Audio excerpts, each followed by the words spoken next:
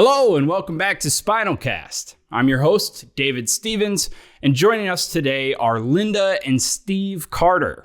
Linda is a retired director of global creative marketing for Reebok and has taken up large-scale abstract painting, while Steve is a retired colonel of the U.S. Army with a combined 23 years of active duty and reserve service, and currently serves as an Army Reserve ambassador. And Steve currently serves also as the senior business strategist for Generational Consulting Group. Linda, Steve, thanks so much for joining us. Thanks for having us. Thanks, David. Look forward to it. Thanks for including us. Absolutely. So for today's episode, I think what we'd really like to do is discuss, the importance of friends and family when someone experiences an injury or has a spinal cord injury, and just a little bit more about the two of you and your experience living through it. And if that sounds all right to you, we'll just jump into some questions. Okay. Sounds great. Okay, perfect. Well, Am I allowed to hit my brother or keep him in line? Since I'm you know what, Linda, you can do whatever you'd like. Oh, man. All right. Well, Steve, let's start with you. So I know the two of you are siblings, obviously. But could you give us a little background as to, where you grew up and kind of what it was like as kids growing up? Yeah, so Linda and I are the only two siblings in our family with our parents, John and Barbara, who are both now gone. But so we grew up, started in Ohio, then went down to Atlanta, New Jersey, then back to Ohio. So my dad worked for Division General Motors. We moved around with him. Okay. And so we had a little journey but most of our time, I would say, was Ohio. In Massachusetts, summer. In the summer, we'd come to Massachusetts. Both my parents are from the Boston area. Okay. And so we would come back here in the summer and visit. My mom has a little cottage on a lake. So we would come back here and enjoy some time. It's interesting here that we share that my sister is 2 years older than I am biologically. Okay. However, she's like the Benjamin Button because she's getting younger every year. And every time we have a birthday, she's either 39 or 29. 29. And so I was her younger brother. Now I'm older brother. I don't know how that. Well, mentally, he's older than me. And responsibility-wise, he's a responsible one. I'm kind of like the creative one. Okay. Well, yeah, you're 29. Why not? Oh, that's right. You got all the time in the world to be serious and, get on top of everything. Anyway, so I played football and basketball in high school, went off to West Point to go to college and played football and basketball there, and then went into the Corps of Engineers, as you said, served 23 years in the military. When I left the active Army, went into the civilian world, mostly logistics and supply chain management, Walmart, Target, Honeywell, Reebok, a bunch of companies. Yeah. And so I had a good career, leadership positions, but ended up now in this consulting role where I work with small to medium businesses on strategic consulting. Very cool.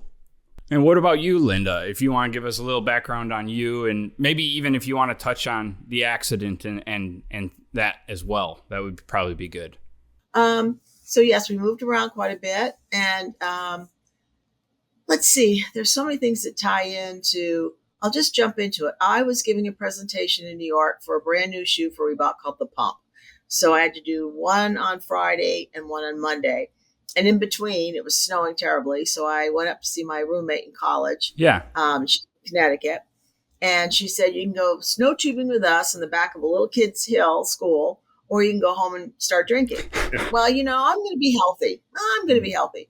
So we went to the little hill and went in the tube. But I am afraid of my head down. I did triathlons in a Nantucket bike, so you can see why I never won because I'm kind of tooling along. And skiing I did not like because I took my skis off and walked down because I'm always afraid of my head. So when the tube came, I said, I'm going to sit in the tube versus laying on the tube. Right. I'm going to be. Well, I also saw this little mogul, and I thought, well, I haven't done anything exciting for a long time. I'm going to go up that mogul. Well, that mogul set me up about 3 stories and came down on my tailbone and smashed. That was kind of it. So everyone kind of saw it, knew it was a problem. And I was in Danbury Hospital for a long time.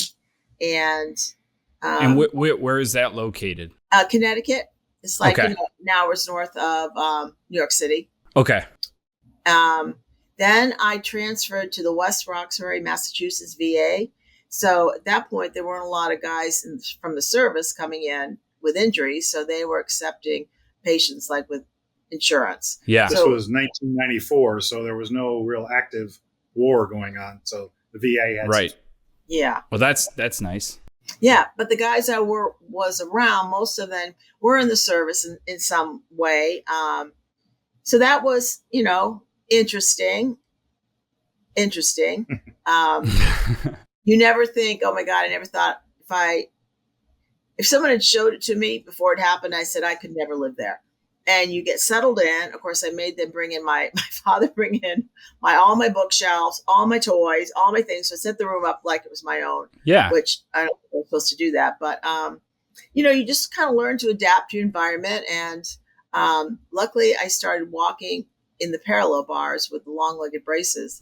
So I would do that pretty much all day. The rest of the day, I would just whip around in my wheelchair. And best friends, he couldn't move from the neck down. So, I'd push him around or I'd feed him at lunch. So, I had sort of a buddy to take care of, which I think was good. Yeah. I met him when I came to visit Linda. He was a Marine, unfortunately, and was a quadriplegic. So, wow. But he was very witty, funny guy. Yeah. Loved to talk. Was it a combat injury? Yes. Yeah. Okay. Well, so, but he had great attitude. I mean, people say I had an attitude. He was going to go to college. He was going to keep on with his life. And I was total denial. I was going to walk. But anyway, became really good friends. So then I went back to Reebok, and Reebok was incredible. I remember they made the bathroom. We had a new building, and they couldn't wait to bring me in to say, I got this in the shower where you can sit, you can this. And I'm like, I don't want to tell you this, but I'm never going to take a shower here. But anyway, it was really nice. The doors, and they were incredible. I mean, I've been there for a long time, so they were really good to me. But I also realized, I was the only person in management in a wheelchair, and I think it kind of looked good for them that I'm whipping around. And it's you're probably not wrong. Kind of a good look, and I'm like, I'm going to suck it up. I'm going to go with this. But they were great, and I worked there then for another 30 years. No, 20 some years. Wow. And Reebok is was in Stoughton, Connecticut, then moved to brand new headquarters. No, Stoughton, Mass. I'm sorry, Stoughton, Mass, and then Canton, Mass. So they had but they were very good to Linda. Very good. And the campus, I didn't have to leave. I had a dry cleaner, I had a restaurant, I had everything there. All my friends were there. I worked, 12 hours a day. I loved it. I was very blessed to have a job that I loved so much. And after my accident, my mom would come there in the summer, and they would pick me up and take me down to my little cottage. And I'd sit out on the porch and just feel so lucky that I had that little cottage to go to and kind of decompress a little bit. So I was lucky in a lot of ways, between my job and Reebok and my cottage and my family. I was lucky. Her loving brother. I said, you're included there. Yes. Well, yeah, no, it sounds like, there are so many positives that you're taking from the situation, even though the situation in itself is awful, right? It's something that you had never probably ever thought of potentially even happening. And well, I have thought about it. I thought, I saw someone, I said, if that happens to me, I'll kill myself.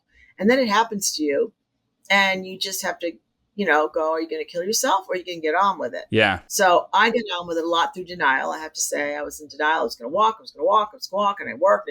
So I wasn't like some people who I really respect who just got on with it. They went to bars in the wheelchair. And so you kind of have to have different levels.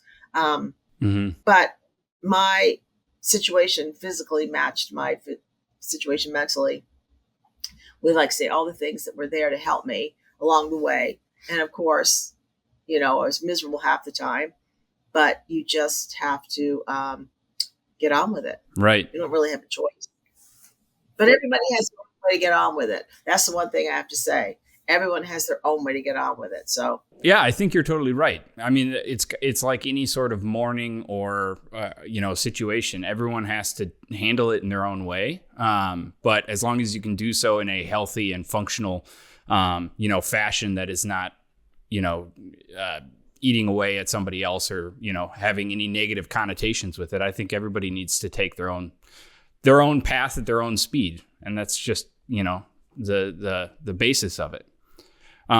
Steve, kind of going back to the day of that injury, can you remember where you were when it happened and how you found out, and kind of how did that kind of play out in your world? Yeah, so I just completed the 12 years of active duty in the Army, so I was embarking on my civilian career working for a division of Walmart, and I was in Longmont, Colorado, running a big warehouse and transportation operation. This is January of '94, and I get a call from my mom on a landline, which don't exist anymore because we didn't have cell phones back then. And she called and says, "Steve, you need to get to Boston." I said, "What's going on?" She goes, "Linda's had an accident." And that's all she said. I said, I'm thinking, what, like a car accident? Yeah. Something really? She goes, no. She went down a snow-covered hill. I go, what? How did she get hurt on a snow-covered hill? And that's when she said, yeah, she hit this bump, and she we're not sure exactly what the extent of it is, but she's in the hospital right now. You need to get here quickly. Yeah. So I either that night or the next day I got there, and I was just thinking the whole time, I mean, fear and uncertainty for her. I mean, this is my sister. Yeah. This is Linda. She's a triathlete. She was Reebok. We used to go together to Newport, Rhode Island when she was running big volleyball events. I'd see her running around like a crazy woman. And it's just an unbelievable athlete and in shape. And thinking, she can't be hurt. That's not allowed. Right. And then I said, wait, this is Linda Carter, Wonder Woman. That's Wonder Woman. She can't be hurt. Right. And so, yeah, there was a lot of fear, uncertainty, doubt. And there was no way back then, there was no internet. There was no Google. I couldn't Google spinal cord injury or say, who do I call? I mean, there's no manual. You don't prepare for this. Just like Linda wasn't. She said she had seen people in this situation and said she was never going to deal with it like that. I had never thought about it. I mean, I had been in the military. I'd seen people get hurt. I'd been an athlete all my life, and I saw a guy break his neck in a rugby game, but he was able to walk afterwards. Wow. So anyway, it was a tough day for me, but nothing that was tough like my sister's dealing with. So, Linda, I mean, when you look back on that, did you know pretty immediately that it was a significant, injury, and were you conscious through the whole thing? How long did it take until you kind of understood the severity of it? The minute I hit the ground, because everyone started running around and I couldn't feel. Oh. And I remember getting the ambulance and saying, "Give me something to knock me out. I don't want to deal with this. Knock me out." And they couldn't. And, but then you just don't like I said, I didn't really know or think this was going to be that bad because I'm a snow tube. Okay. So hurt my back and it'll get better. And I do remember, I guess I had one surgery and I woke up and the doctor looked at me and said, "Well, I kind of a good news and bad news. I don't know how to take it, but the bad news is you'll never do a triathlon again. The good news is you might walk, but you're going to need a lot of help, braces and all that stuff." Right. And I remember my mom and dad were there, and I think my mom added to was my denial friend. "No, you're going to walk. You're going to walk. You're going to walk." And so but also a lot of it was you just don't really know, Mm-hmm. You just kind of go along, and thank God they had the morphine button at the hospital. That was something that I cherished. But, so you keep yourself kind of numb. And then when they sent me to rehab, I thought, okay, you're going to make me walk again. And it wasn't until I got in there that you started realizing you might not walk again. And I said, well, I'm going to walk in braces. So I worked on the brace work for a long time. Mm-hmm. When I went back to Reebok, I went to rehab there, and that just sort of my workout. I'd walk in my braces and walk around. I'd go to Reebok, I'd walk around there a little bit and work out in their gym. One of the trainers there worked with me, so I was really lucky that way. Nice. And then it wasn't until I was walking quite well outside, and I was walking down like a patio and walking around. You were walking in these leg braces. Yeah, and the leg brace had one solid straight leg brace and another one where I could kick out and land, which took us a really long time. So you had crutches. A walker. Okay. Walker. Okay. And said, "You're doing so well." And I said, "This sucks. This is as fast as I'm going to go, and I can't carry anything, and I'm going to fall down." Back to my fear of falling down. Right. And it was at that point that I said, "You know what? I'm going to do the wheelchair. I can get around. I'm going to deal with it. I'm glad I went that far to see as far as I could go. Totally. But it really was as far as I could go. So, so it wasn't until like 10 years later that I really accepted, the walker, and walking was great, except it gave me terrible carpal tunnel. I have terrible arthritis. So, but it was worth doing just to see how far I could go. And it kept my mind occupied that I'm going to do this. Yeah. So I think as long as you got to have something to occupy your mind a lot. Yeah. And I luckily had work in my workouts, and I pretty much ignored life. Well, and having that drive, something that you're driving towards that, gives you that outlook, that future outlook versus that I can be being normal. So stuck in the present. So you mentioned earlier being somewhat of an introvert, or, being a very independent person, and enjoying your independence. And I imagine, an injury like this and the recovery that follows is something that is difficult to maintain a whole lot of independence, or, it makes being, kind of, I don't know, alone. It makes it difficult to spend time alone and flex those introverted muscles, as it were. Did you find it particularly difficult after the injury that you just didn't get that alone time the way you wanted, or were you still able to, find a way through to get yourself, some alone time? I got I did. I got my apartment right out of the VA, lived by myself. So it was like going back to normal, going to work all the time, being in my house. My friends came over. I think now I've got some injuries. I have nurses coming in, and that's, really annoying. They're very nice, but they're sort of like intruding in your world. But I didn't have a problem. I didn't have a problem being alone. Mm-hmm.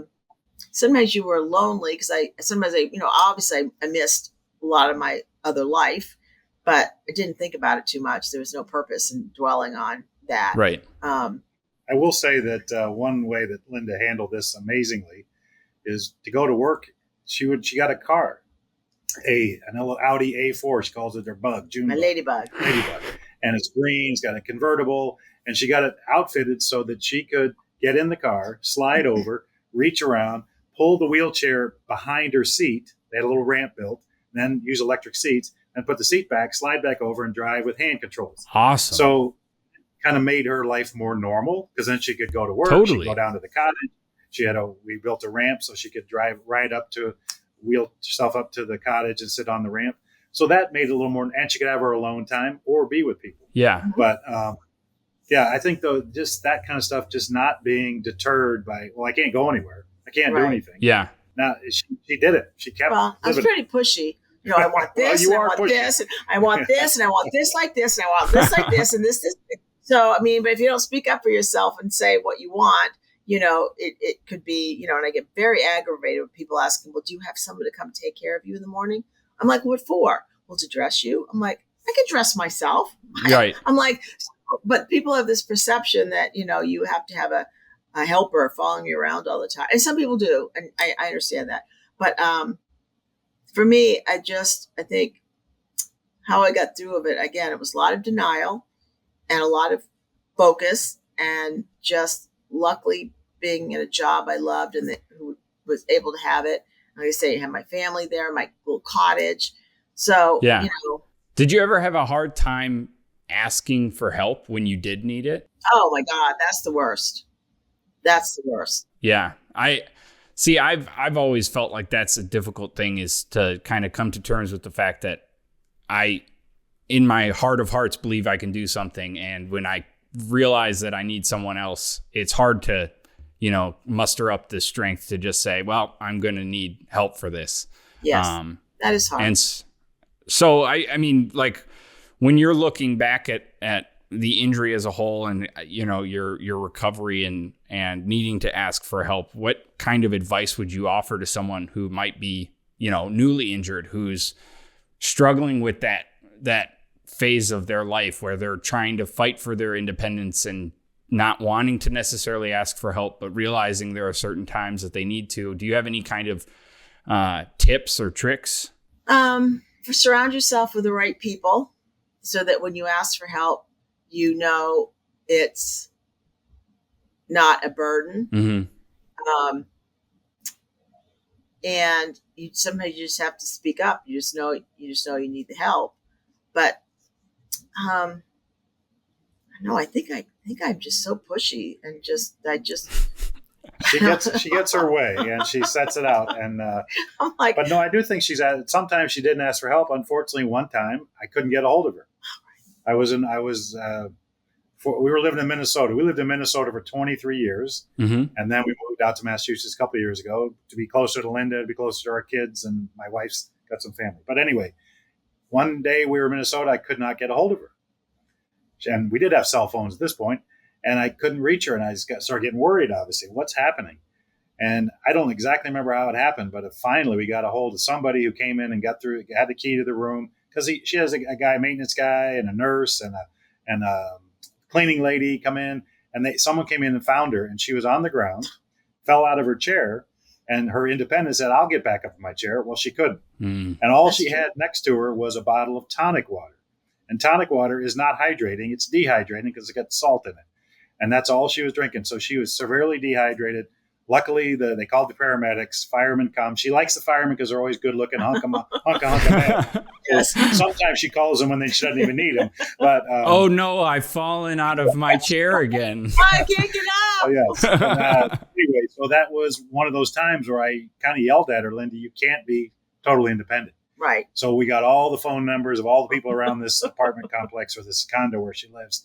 And now we have a kind of a plan that if she falls, she can't just sit there and hope that her cats drag her up to her chair. So. Well, I figured Adelso comes in almost every day. He's the building manager. So, well, Adelso will come in, and I felt kind of in between. Actually, I was I got on the couch, and then I fell out of the chair, and I thought I'll climb myself up on the couch, and I couldn't get there. So it's kind of wedged between the coffee table and the couch. And Adelso did come in and didn't see me.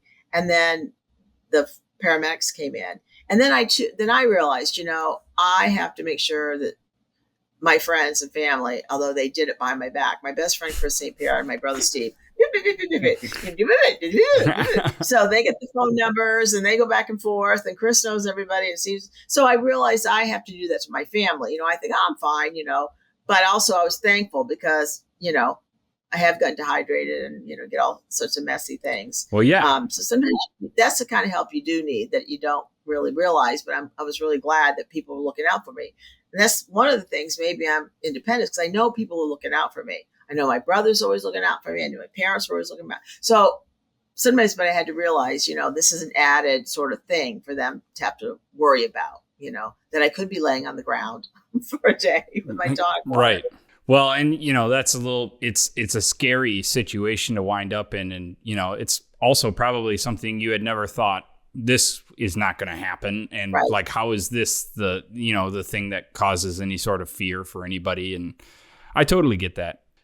Are there any things that you feel like you can't do? Or are you pretty steadfast in the way you're living now that you're confident that pretty much everything you want to be doing, you're able to accomplish? Or are there still things that are kind of just out of reach?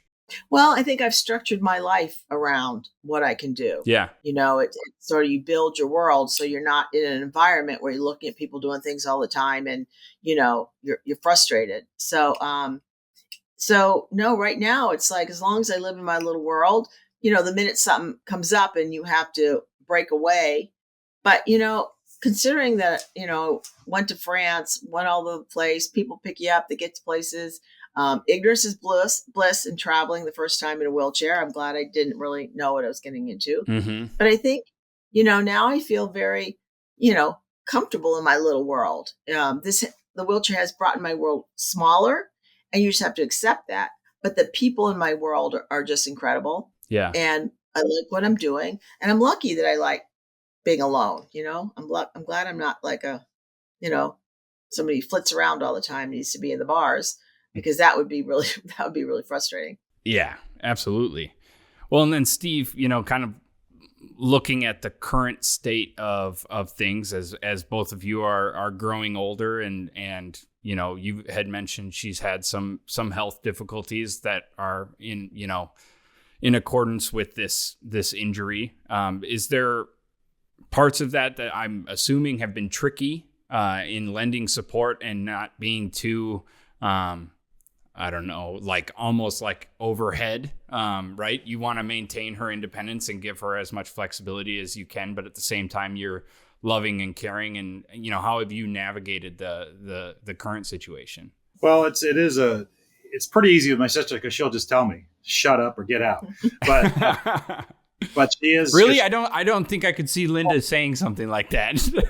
She's very independent, but no, really, you got to find that balance because I do just want to treat her like Linda. She's my sister. I don't care if she's standing or sitting. Mm-hmm. She's still a sister I love and a helper. But we do have to face reality of some things. And I'd love, it's hard for her to get in that car now because of the shoulders and but that'll get better. Carpal tunnel. And so until that's better, I'll come up and I'll say, Linda, I'll come pick you up and we'll go down to the cottage. Yeah. And you can sit. But so that's a little different than I probably wouldn't do if she wasn't in this situation now. But you do stuff. You do.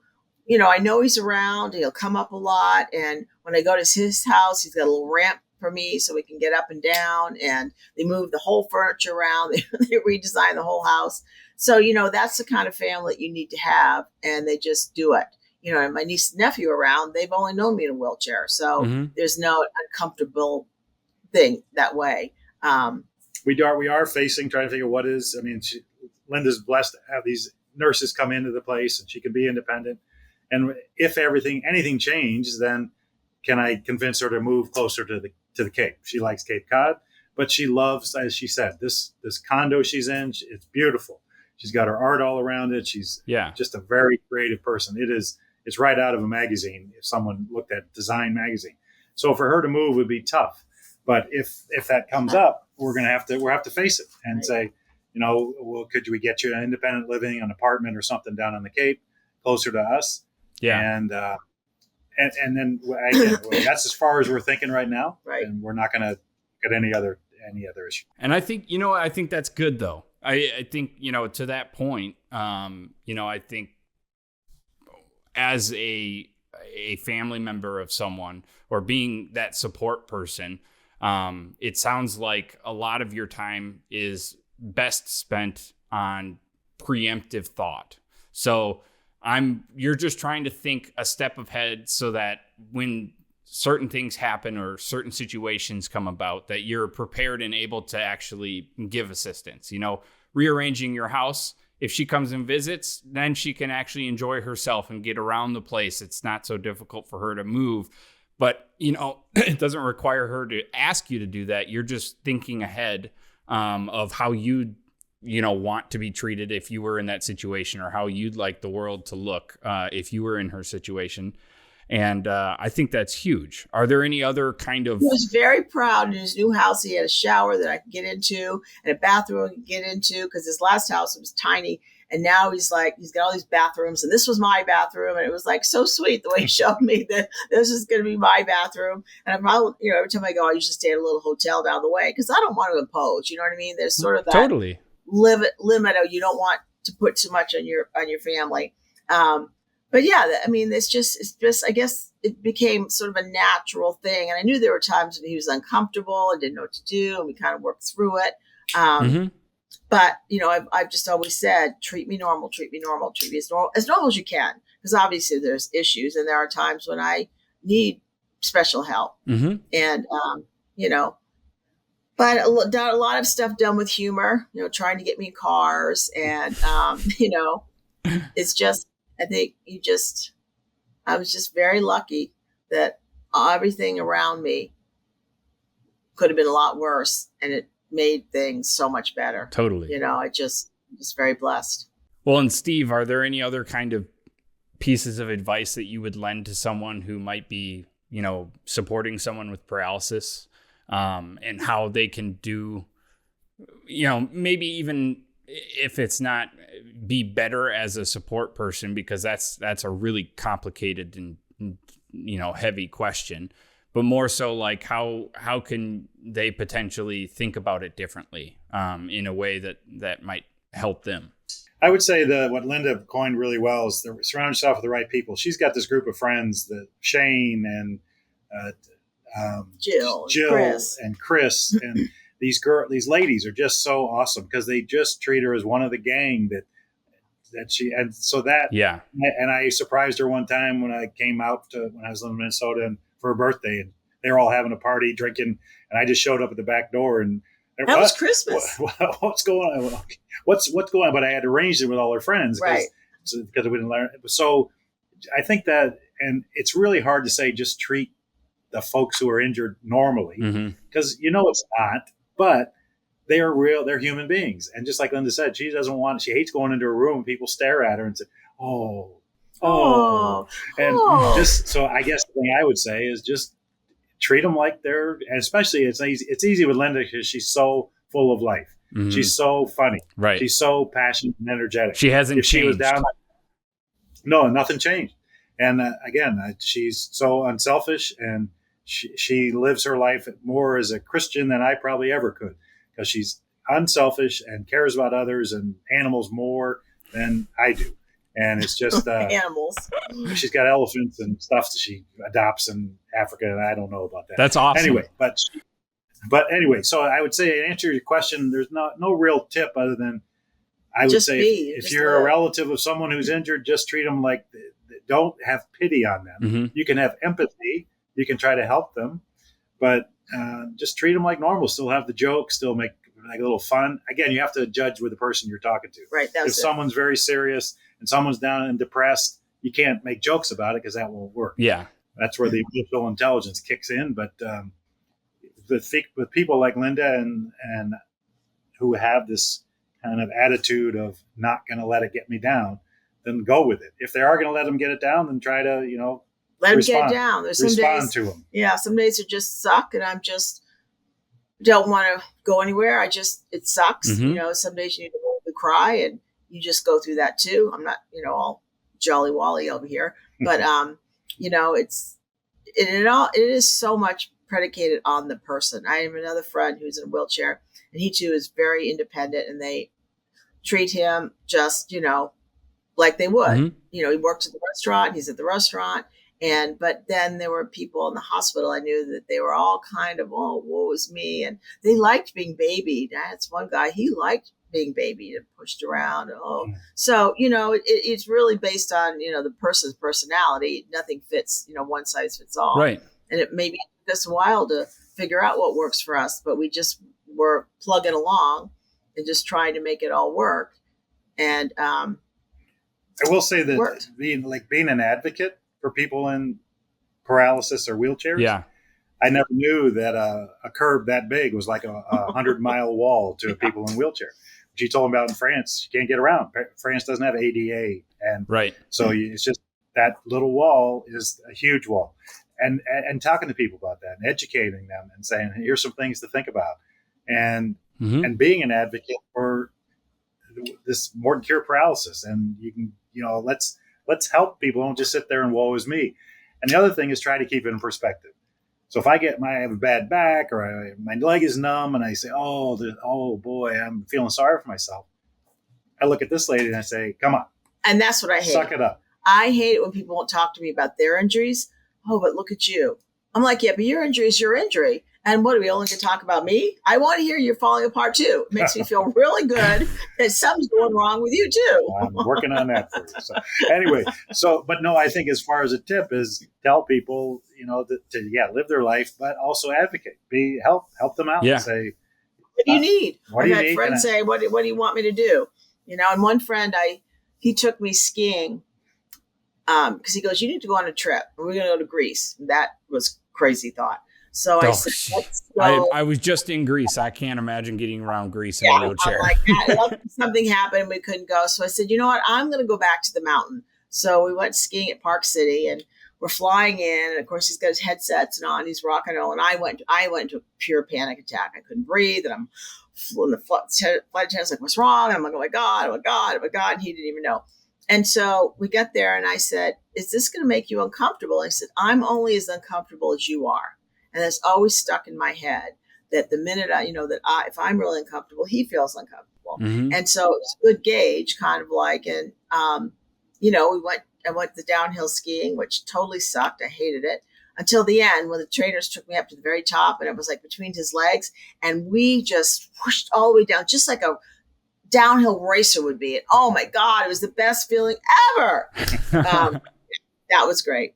But so, my friends were just kind of like, I guess I know.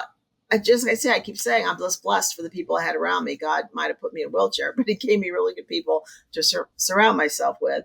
And the ones that made me uncomfortable, well, they're not around anymore. I was harsh in some ways, but I'm like, I can't deal with you being uncomfortable. Yeah, you surrounded yourself with people who want to ride with you, not, ride next to you. They're with you on the ride. They want to be part of it. So I think that's awesome. I guess because they have to be part of it. He has to be part of it. There's no choice. Well, he is your brother after all. So he is my good brother. I think the last kind of question is less of a question, more of a statement. Is what's the future look like for the two of you? What's the future for Steve and Linda Carter look like? Well, I'll go first because this is your show. So I'll just say, helping wherever needed, but just trying to, we'll take it one day at a time and not look too far, face reality when we need to. But I hope that we get Linda down to the Cape more often so we can, it's an hour and a half ride from where she is here near Boston. Just help her enjoy the things she likes to enjoy and do the things I like to do. And she likes to be part of that. She loves my kids and, be part of the family. So I don't think it's any different future than anybody else in a able or disabled state. Yeah. I will say in the long-term future for anybody watching this, that if you go to heaven after me, the bad news is you're going to have a long wait because I'm going to be talking to God for a long time saying, why did this happen to her? And I got lots of questions. And so that's why eternity is forever. You're going to have a long wait. Sorry about that. Well, things happen, and and I guess one reason I'm really not too worried about the future is because everything seems to have been falling in place. Even my brother moving out here, it was like, oh my gosh, my brother moves out here, and then his son gets a job in Boston, and so it's sort of like things have worked out. So in my worst fears, when I don't know what's going to happen, I always just kind of remember things have worked out. And they worked out because of people around me making it work, because of myself making it work.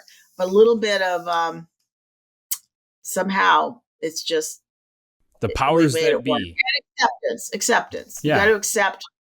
You get to a point where like, okay, you got to accept, and then but you also have to fight. I'm going to fight going to a nursing home till the day I die.